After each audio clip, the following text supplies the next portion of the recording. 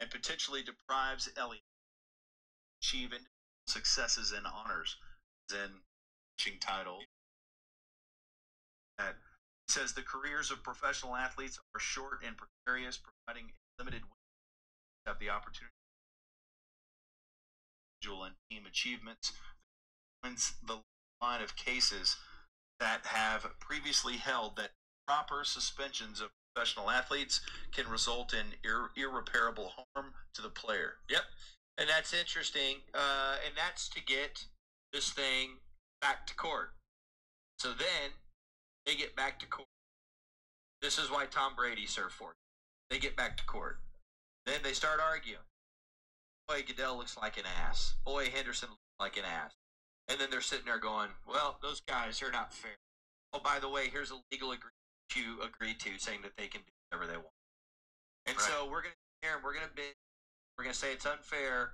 And really, Zeke wants to beat somebody up. It needs a guy who agrees to that for the NFL players. Because it's very. This is some good stuff, guys. Man, I'm someone in the circuit salute. Will go in there and say, hey, this thing you guys negotiated in good faith that went on and on and on, that put tons of money in all of your pockets, that's not valid.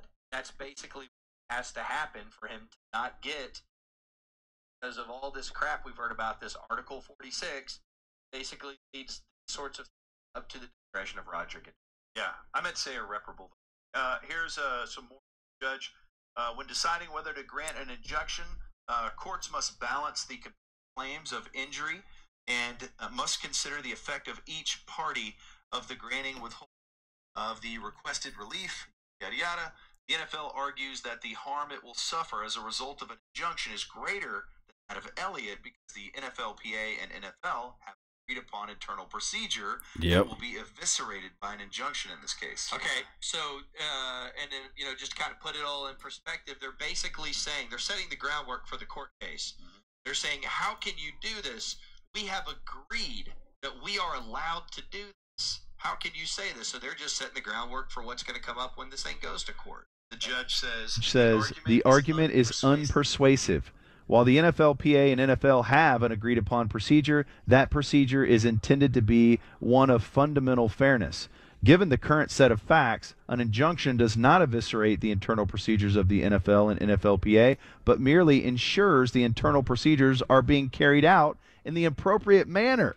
Both the NFL and the NFLPA have an interest in ensuring that the suspensions meted out under the are not tainted by wrongdoing, fundamental unfairness and wrongdoing. He said, therefore, the court finds that the NFLPA showed the balance of hardships weighs in favor of granting an injunction. So he will get to play this year, and then it'll go to court, and then they'll hammer all this stuff out. And he'll likely serve 6 games and next he'll year. likely serve 6 games next year. Okay, so a couple things. One thing that Judge Mazant said, too, that was very important, I think, because I know this is a lot for everyone listening. It's a lot to take in. Is this is not about today's is not about Zeke's guilt or innocence. It's about the fairness of the trial. Just to be 100% clear, the NFLPA's statement that they dropped a couple minutes after was pretty good. Commissioner discipline will continue to be a distraction from our game for one reason, because NFL owners have refused to collectively bargain a fair and transparent process. This imposed system remains problematic for players in the game, but as the honest and honorable testimony of a few NFL employees recently revealed, it also demonstrates the continued lack of integrity within their own league office. Yeah. Okay, so anytime I see this NFLPA stuff, it's all really good, and it's really, it's powerful stuff they're putting out. Like, they're putting out these videos. I don't know if you've seen any of these. It's really impressive stuff they're putting out, but who negotiated it? They did. They did. It's like I sit here finding myself going, wait a minute, you're attacking the league for something you agreed to. Is it a totally different membership now, or is it the same people that negotiated? No, it's the same people. And so the other day, I'm talking to this lawyer guy. He's a good lawyer. He's been around a long time. And he was like, and Bennett reminded me of when you and I have been in contract negotiations with media companies before. Most of the people that you see on air or hear on your radio station have contracts. And these contracts are lengthy, and there's all these articles in there about all the things we can and can't do. And sometimes, when Ben and I have had an agent who's a lawyer, they'll argue over wording. And Ben and I, our brain is bleeding and our eyes are glazing over, but we need that lawyer to argue for that language. And then, the entity's like, no, we got to have this language this way. He was talking about Article 46. And think about how simple this is. And Ben, I want you to think about negotiations you've been in. He said, what if they had, he goes, you want to know how the NFL would have lost this case? If they had the exact same language, exactly as it's written, with 3 words in there, with due process. You add those, he goes, if the NFL Players Association had added those words, there's no way that the NFL doesn't grant that because it's so small. Because if they take it out, all they're saying is, we want the right to not be fair. Right. And he said all they had to do was add the words with due process, and the NFL doesn't have a leg to stand on. God, that's an amazing point. And so, was it ineptitude? Or did they just, it was the lawyers for the NFLPA just, we didn't realize that? Because no one leaves that out unless they intend to just have full power. Is it just because there's so many pages, it just got lost in the sauce? How does that happen? I personally think that Lisa Friel character put them in a bad position because the way the thing is written, and from what I'm no lawyer, but from what people have told me, the way the thing is written is that if she had left all that stuff that Kia Roberts wrote in there, Roger Goodell still could have handed down a 6-game punishment, and Zeke probably wouldn't have gotten an injunction, because the whole injunction is based on someone saying this is not fair the way they went about it. But the bottom line is that Goodell can do whatever the F he wants. And so if Lisa Friel must have thought that Goodell would have been swayed to not give him this, but you guys can go online and read, there's a number of legal people that think that this was 6 games before the investigation started, and it ended at 6 games, and they didn't need to delete anything. All they needed to do was leave it in there, and they could have had whatever they wanted. But now, because they've omitted stuff, so they're sitting there going, well, this is not fair. And then that Zeke statement that the judge puts totally backs that up. But at the end of the day, he could have just ruled whatever he wanted to. And the fact that they went out of their way to delete stuff. So as we look at this, the judge has not exonerated him, but he allowed the injunction to occur. So now Zeke is going to be able to play this year, hopefully, until something else happens. I do know that the NFL filed some type of a grievance court to be heard in New York. So this process is still going to go beyond the frame of this year, but at least we'll be able to see him this year out there on the field. Number 21, Zeke. He's going to do his thing out there. I hope he plays with a vengeance. I hope he plays with a mindset of saying, okay, the NFL tried to set me up. They tried to sully my name. Even my guy, Lucky Whitehead, tried to do some things with my old lady, or whatever the lady was to him at that time. So hopefully he plays angry, or hopefully he plays with an anger, mean streak and get things going in the right direction, guys. You guys stay tuned. I think Mark Holmes going to come up soon on the Joe Booth Show. Hopefully I can join in with that down the line, but neither here nor there. This thing is going to be wide open, guys. I just really think that this season, I think the way Dak Prescott is manning the field, the way Dez Bryant is finally healthy throughout this past training camp, I just think this is the year, man. This got to be the year because of the fact that this guy's playing, man. This guy is balling out. Dak Prescott is balling out. Don't forget about Cole Beasley. Don't sleep on number 10 too as well, Switch. I know we didn't see him all this year during the preseason, but just don't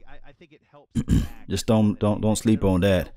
I'm gonna do a little quick shout out to Envy, Daniel too as well, Paca, Jose or Joe's, Jacoby Elliott. Salute to you, Ricardo.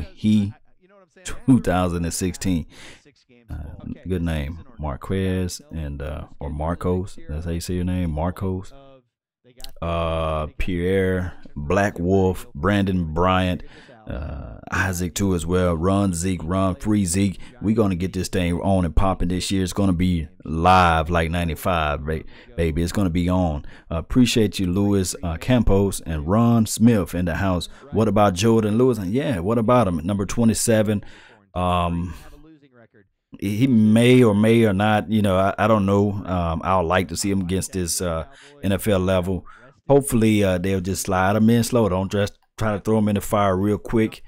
So maybe week 2, maybe week 3, you see more of Jordan Lewis out there on the field. Big ups to hard work. Keep it up. Appreciate you, Pierre, I meant to say. Appreciate it, Brian, too, as well. Shiloh, you know who you are. How you've been following me for a long time, man. That's what I'm talking about. Some soldiers in this building. Corey, we them boys, yeah, 95. Yes, that was our year. We was live like 95, baby. So we're gonna be that too as well. Jalen Smith. Let me see who this is. Lewis, Jalen Smith to start. Okay, I can't wait to see him out there on the field. God Imperial Almighty, salute to you. Them Jersey, yeah, because they play in New Jersey. Yeah, the Giants. Let me see what else we got. Call of Dookie, man. What's up, fam?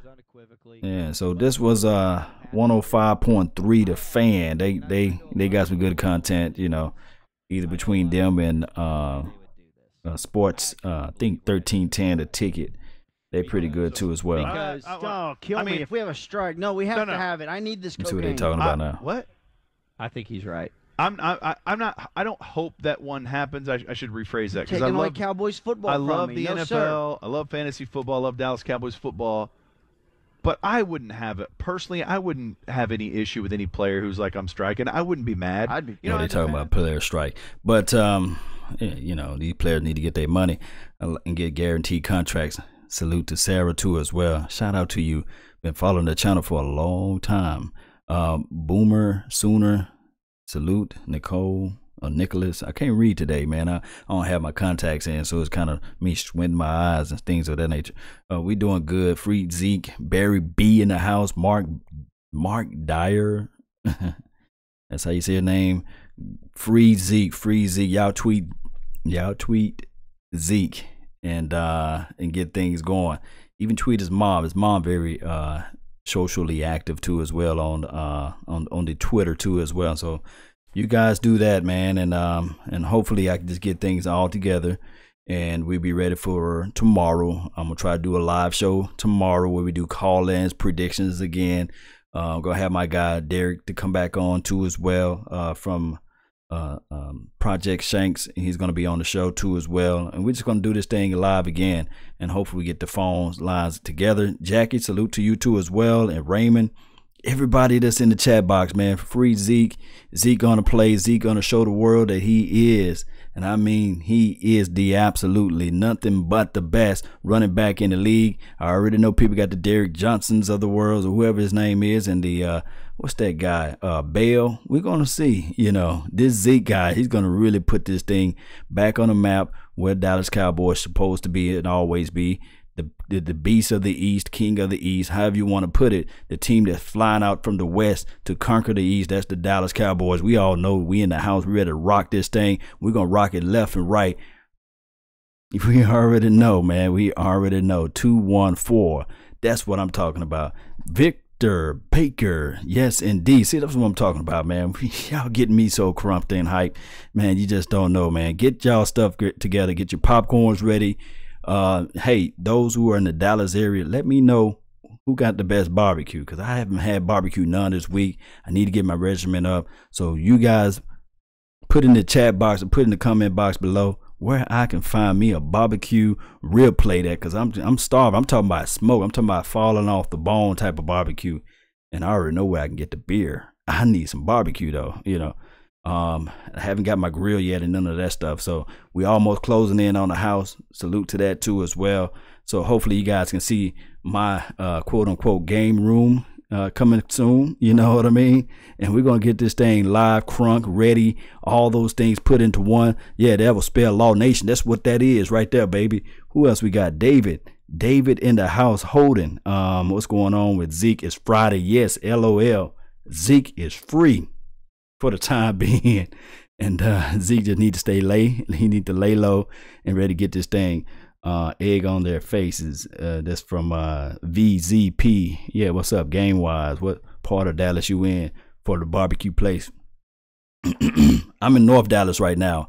I'm in the Addison area, so I know they probably don't have that. No, I need some good barbecue, man, and good baked beans and stuff like that, and barbecue beans and stuff like that. You know, maybe some falling off the bone, a brisket or something like that. You know, things like that to put a little, you know, get me ready. You know, that good barbecue, not that burnt stuff or that hard stuff, that tough stuff. I need some good soft barbecue. You know what I mean?